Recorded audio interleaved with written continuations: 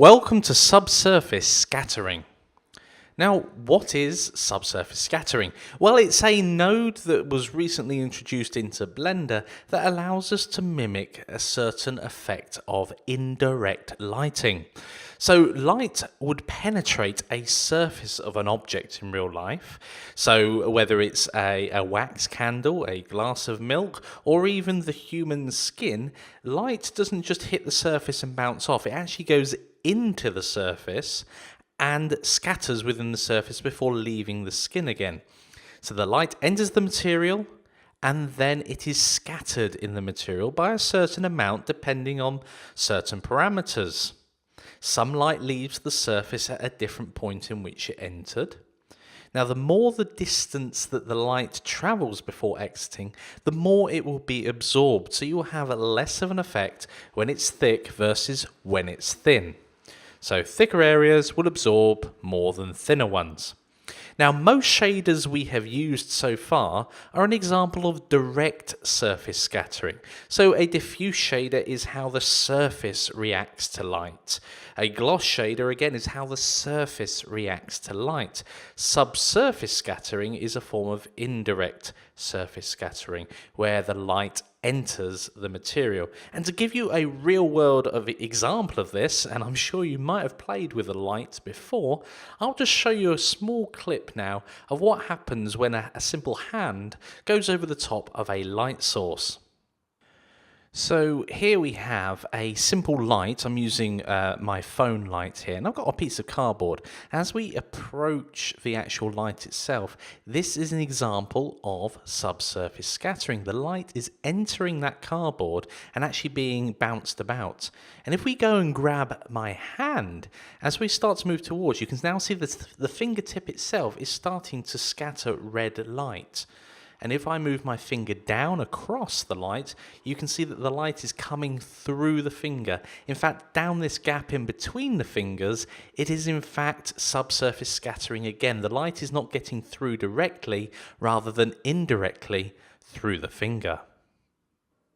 So before we go ahead and start playing about with the subsurface scattering node, I just want to show you these two scenes. The only difference between these two scenes is the lighting itself. They're just spheres with a subsurface scattering material applied to them. The first one has a 3-point lighting setup. The second one, you can see, is very much extreme. The light is slightly to the right and behind, and it is just a single bright spotlight. And that produces a dramatically different effect. So it's important here when we compare the two images that you realize that lighting can make a big impact to your scene. So it's quite useful to get that right first before you start tweaking your materials, because you could be tweaking your materials based upon the lighting rather than basing it upon what the actual material should be resembling. So now we've explored these particular topics, let's go play with the subsurface scattering node over in Blender. So I've gone ahead and opened up a brand new Blender file. Now there's one important thing that you should know before we get going, is that subsurface scattering is only supported on GPUs from the latest version of Blender, which is currently 2.77. Before that, if you try and use subsurface scattering on your GPU, you will end up with it not rendering, you'll get an error, and what will happen is the render will come out and it'll just be blank. I've just popped over to my PC. In fact, the balls that you've just seen, I rendered on my PC, and I had 2.76 installed on that particular computer, and I had made it on my Mac, went over the PC for rendering, and found that everything was black. It confused me for a few moments until I realized that I was just running an older version where the GPU was not supported for subsurface scattering. The CPU has always been, so that's fine. So if you are finding you're having rendering problems, do make sure you've got the latest version of Blender. So without any further ado, let's go and delete this cube and add in the monkey. Hello, Suzanne. We're going to then get a subsurface division modifier just to make her a little smoother and add in a smooth shading. Okay, I'm happy with that. Let's go ahead now and play with the materials. There's a couple of ways that we can obviously get to the materials. We're going to need the node editor in a moment, so let's go ahead and open up the node editor. There we go. And we can create a new material on the node editor or in the materials properties over here. It doesn't matter. And once we've created that, let's zoom in so you guys can see what's going on. And we can see at the moment it's got a diffuse shader. Now, eventually, when we build up the actual layers that exist for the skin, we're going to use a monkey as an example here, we will end up with a diffuse shader, but for the moment, we can just get rid of it. In fact, I didn't want to get rid of everything, just the diffuse shader.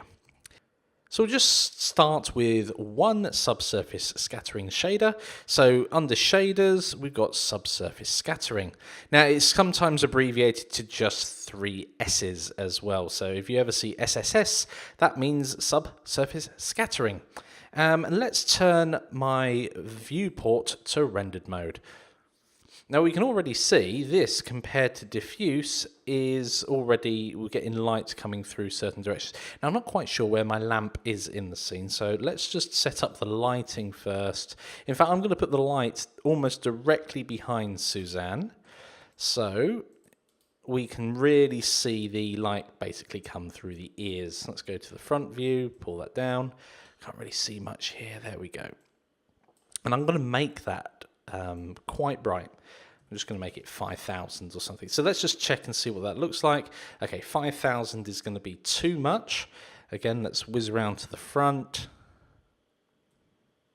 and zoom in and see what's going on. So we're losing all the detail in the ears at 5,000, so that is far too bright. So we can play with this to our heart's content. 2,000 is too high. Let's go down to 500. Okay, that's possibly there. Let's drop it to 300. And we can see that light is coming through the chin as well of Suzanne here, as well as the ears. But I'm happy with that. So I'm going to right-click back on Suzanne so I can see the subsurface scattering. And there are a series of options. There's only one output. But when it comes to subsurface scattering, there's a lot of options. So the first option at the top is the fall off. Now this is how quickly the light falls off as it goes through, and these are just different distributions. Cubic, I believe, falls off quicker than Gaussian, and I would have to look up that one on Wikipedia, but it's approximately, as we can see here, it's an approximation to physically based volume scattering, which is why it's the default setting. The color, well, that's like your base color, and that you can get a texture being plugged into here as well if you wanted to. So we set that to whatever color. That is like your base color for the model itself. So if I go ahead and make that slightly peachy, we can see it's that color. If we go and make that a deeper red, it turns red. The scale, we're going to come back to the scale, but it's basically a multiplier for these next 3 options under radius. If we cast our eyes over to the actual material properties, you'll see it's not collapsed here at all. It's literally just 3 options that you can get to. So the radius we'll come back to in a few moments, because the texture blur will only change things if you've got a texture plugged in here, and normal is for normal maps coming in as well. The reason why this has a purple set there is because it has the 3 values here. Now, with a radius, you'd usually think it was like X, Y, and Z. In this case, it isn't. These are RGB values. So I'm going to set the color back to white for the moment, so we get a good representation. I'm going to make it pure white, so a value of 1 throughout. So what we should find here, and I'm going to adjust them over here so I don't have to keep having that drop down. If I turn the blue channel and the green channel down to 0, we should see that it only scatters red, only red light actually exits the model itself, even though the light coming in is white. And again, if we go ahead and make that 0, then nothing will come through. But if we go and add this one, because it's RGB, this should have green light coming through. Now, it can take a while to actually set these up, and truth be told, you're not just going to be using one node in order to get a realistic material. Those balls we saw earlier were just one node, but our skin is more complex than just one node can do. Now, you can certainly make this into a group and perhaps use it again and again if you wanted to, but in general, you've got to think of your skin as a series of layers. Now, with the subsurface scattering, the way that I would tend to set this up, and it varies from project to project, would be to duplicate the subsurface scattering twice. So then we've got 3 layers. So we're going to call this like deep. This one's sort of medium, and this one's near the surface. Now, with all shaders, we're going to have to use a mix shader to put them all together. And if you think about this, if it's the deepest, will be a dark reddy color where all the blood is.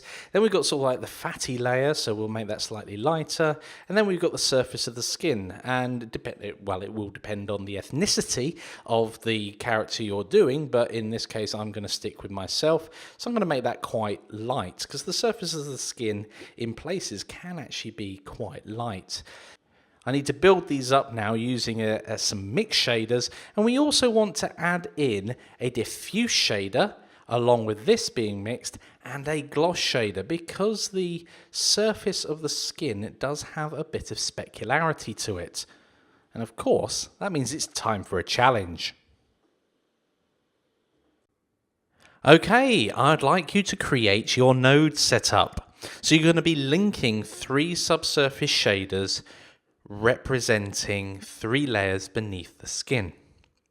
Then link the final 2 surface layers, a diffuse and gloss shader. So there we've got our indirect and direct scattering. Use Suzanne for practice, or your own head, it doesn't matter at this stage. I'm going to be using Suzanne, so if you want to follow along with Suzanne the monkey, that's absolutely fine. And play with your settings until you're happy.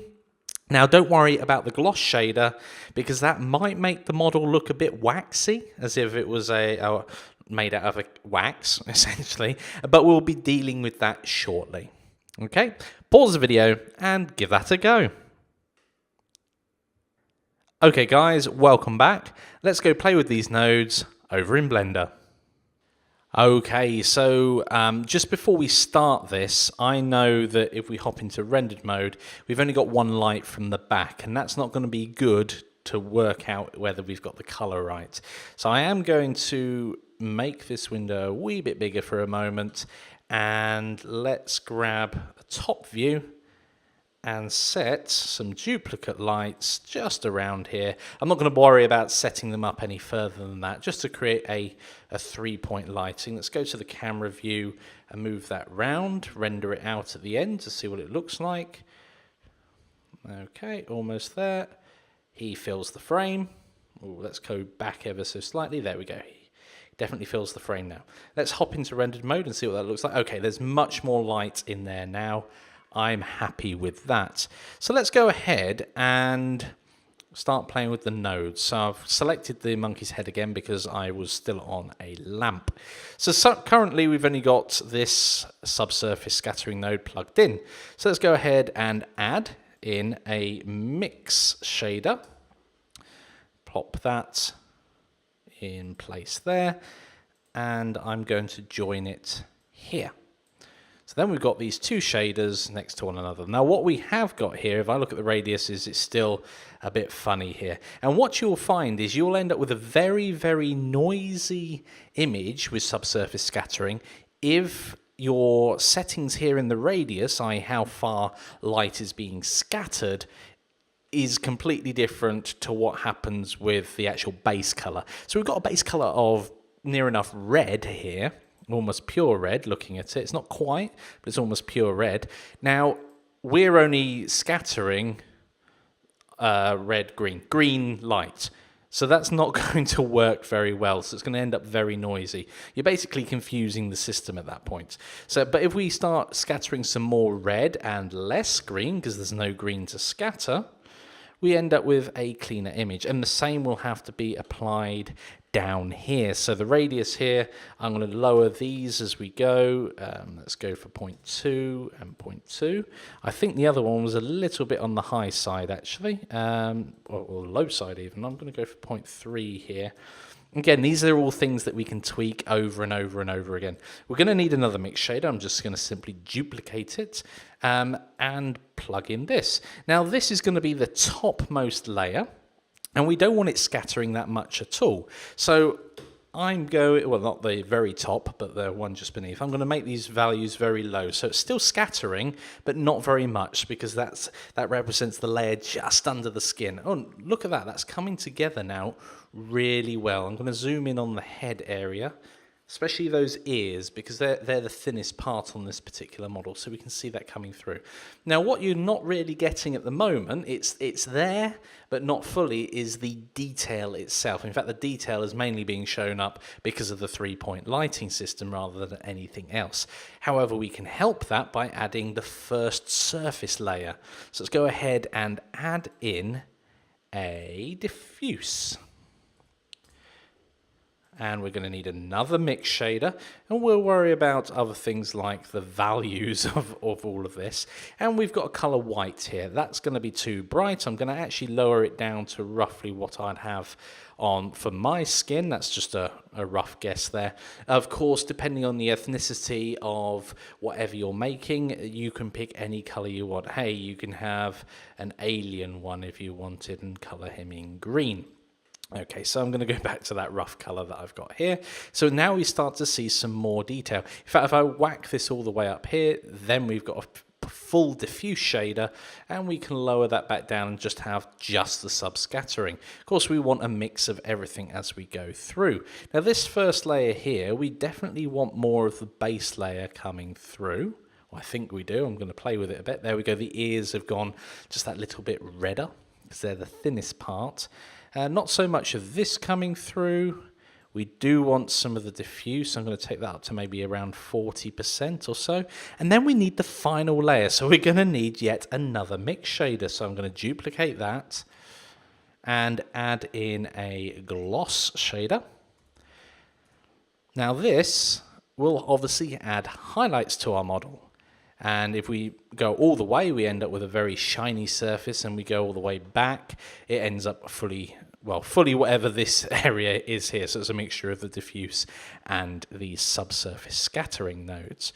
So I'm going to bring that up to around 15 to 20%, just so we start getting highlights. Now, this is what I mean by it starts to look a bit plasticky or a bit waxy. We can certainly increase the roughness. If the roughness is too low, it's just going to look, well, very, very shiny. If it's too high, we're going to lose some of that detail in highlights. So I'm going to set it to about 0.3, so we've got some subtle highlights there. But we're going to deal with the positioning of those highlights. There's plenty of ways of doing it, but not in this particular setup. So let's just hit the render key and see what this looks like when it's rendered out. I've not got it set particularly high on samples. In fact, I don't know what I've got it set to. It's set to 50 samples at the moment. I'm quite happy with that. It's a bit pink, so I could go back. Oh, not here. I want to go back to the node editor. It's probably this diffuse color here that's bringing that out. So if I make that a bit lighter, and of course, I'm going to really ramp the samples up now. 300 is too high. That's just silly at this stage. I'm going to go to 200 just to get a temporary feel of how this is looking. I wouldn't ever recommend rendering at high samples just for your test renders. I mean, 200 is not particularly high, but it's not low either. You can see this is, well, it was at 50, it's now 200. It's going to take 4 times longer than it did before, and we can check that because our last render was just over 8 seconds, so I reckon this one's going to be around 30, around there anyway. So it's just finishing off here. There we go, 30, 32, not bad. Well, 8 times 4 is 32, so there we go. So that is looking pretty good. I'm impressed with that. How are you guys getting on? Did you do this with Suzanne, or did you decide to start going on straight away with your head that you've been working on? I suggest if you haven't done that, you go and apply the knowledge you've just learned immediately by applying this sort of setup and play with it to your particular head model that you're working on. As always, share in the discussions, and I will see you in the next lecture.